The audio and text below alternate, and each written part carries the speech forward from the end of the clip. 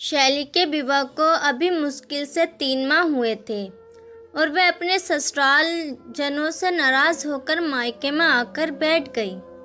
उसकी दशा देखकर उसकी मां अरु ने उसे अपने पास बुलाया और प्यार से उसके बालों को सहलाते हुए कहने लगी, तुम्हें अपने घर वापस जाना चाहिए। ऐसे छोटी छोटी बातों पर नाराज होना शोभा नहीं देता। किंतु शैली ने एक ही रट लगा रखी थी, मैं उस घर में कभी वापस नहीं जाऊंगी। वह मेरी इज्जत एक नौकरानी के जैसी भी नहीं है। सुबह सुबह उठकर सबके लिए ब्रेकफास्ट तैयार करो, फिर दोपहर का लंच, फिर रात का खाना।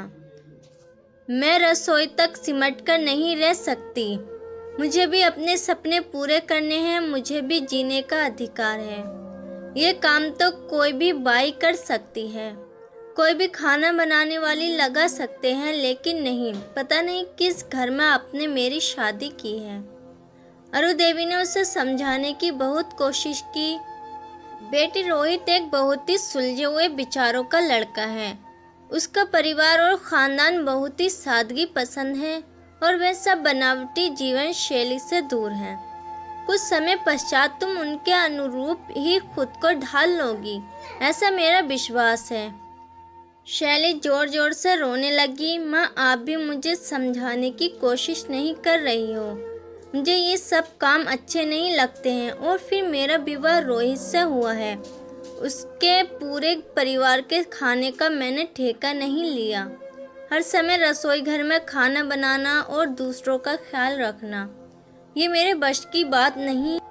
मैं एक पढ़ी लिखी लड़की हूँ। अरु ने जब अपनी बेटी के शब्द सुने तो उन्हें आश्चर्य हुआ।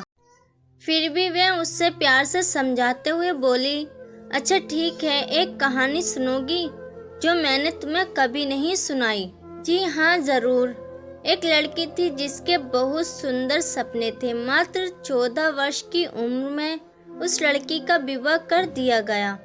विवाह भी एक ऐसे इंसान से किया गया जो पढ़ा लिखा तो था किंतु बेरोजगार था। वह लड़की डिस्ट्रिक्ट मजिस्ट्रेट की लड़की थी जिसके घर में नौकर चाकर उसकी एक आवाज़ पर दौड़े चले आते थे। महलनुमा घर में पली बड़ी वह लड़की जब एक सामान्य से घर में ब्याह दी गई, तब भी उसने कभी इस बात की शिकायत अपने माता पिता से नहीं की।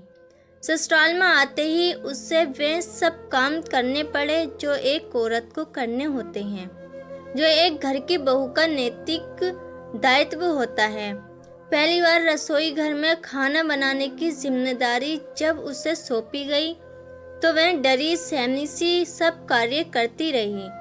जिस लड़की ने कभी रसोई घर में कदम नहीं रखा था, उसे सबके लिए खाना बनाना था।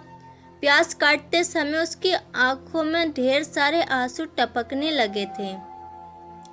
घर पर तो हमेशा ये काम उसकी माताजी किया करती थी। उसे माँ की बेहद याद आती थी, किंतु फिर भी अपने आंसुओं को पोंछकर उसने अपनी साड़ी के आंचल में समेट लिया और जुट गई अपने काम में। धीरे धीरे उसने खाना बनाना सीख लिया। घर की साफ सफाई से लेकर कपड़े धोना और सबकी ज़रूरतों का ध्यान रखना उसी का काम था। मन में आगे बढ़ने की अभिलाषा ने जैसे दम ही तोड़ दिया। घर गृहस्थी के दायित्वों में ऐसी उलझ गई थी कि अपनी ओर ध्यान देने का अवसर ही नहीं मिला। विवाह के लगभग 25 वर्ष बाद उसने अपने पतिदेव के समक्ष आगे बढ़ने की इच्छा रखी तो उन्होंने उसकी इस इच्छा का मान रखा। फिर उसने पढ़ाई की। स्नातक के पश्चात विशिष्ट बीटीसी का कोर्स किया और 6 माह के प्रशिक्षण के बाद एक विद्यालय में उसे सरकारी नौकरी प्राप्त हो गई। किंतु नौकरी करते हुए भी उसने घर के बड़े बुजुर्गों के बनाए गए रीति रिवाजों का पालन किया। साड़ी पहनकर कार्य के लिए जाना मजाल है जो सिर से आंचल जरा भी ढलक जाए। उसने परिस्थिति से हंसकर समझौता किया। जानती हो, वह स्त्री कोई और नहीं बल्कि तुम्हारी माँ ही है। हमें कभी भी विषम परिस्थितियों को देखकर अपने संयम नहीं खोना चाहिए। विवाह कोई गुड्डा गुड़िया का खेल नहीं, कि कल विवाह हुआ और आज तलाक। विवाह तो जन जन का बंधन है जिसमें एक दूसरे की भावनाओं का सम्मान किया जाता है, एक दूसरे की ज़रूरतों का ख्याल रखा जाता है। विवाह मात्र दो व्यक्तियों के मध्य नहीं होता, ये दो परिवारों का मिलन है। जब वर पक्ष बहू के व्यक्तियों के साथ अच्छा व्यवहार करते हैं तो आखिर बहू अपने ससुराल वालों के साथ ऐसा सर्द और रूखा व्यवहार क्यों करती है? करना भी नहीं चाहिए। माँ की पूरी बात सुनकर शैली को जैसे अपने सारे प्रश्नों के उत्तर मिल गए। उसका गुस्सा धीरे धीरे शांत हो गया और उसने ससुराल वापस लौट जाने का निर्णय लिया। आज शैली के विवाह को लगभग 15 वर्ष हो गए हैं और वह एक सुखी सफल जीवन का सुख उठा रही है। ये सब कुछ माँ की दी हुई उस नसीहत का परिणाम है जिसने उसके जीवन को गलत फैसला लेने से रोक दिया।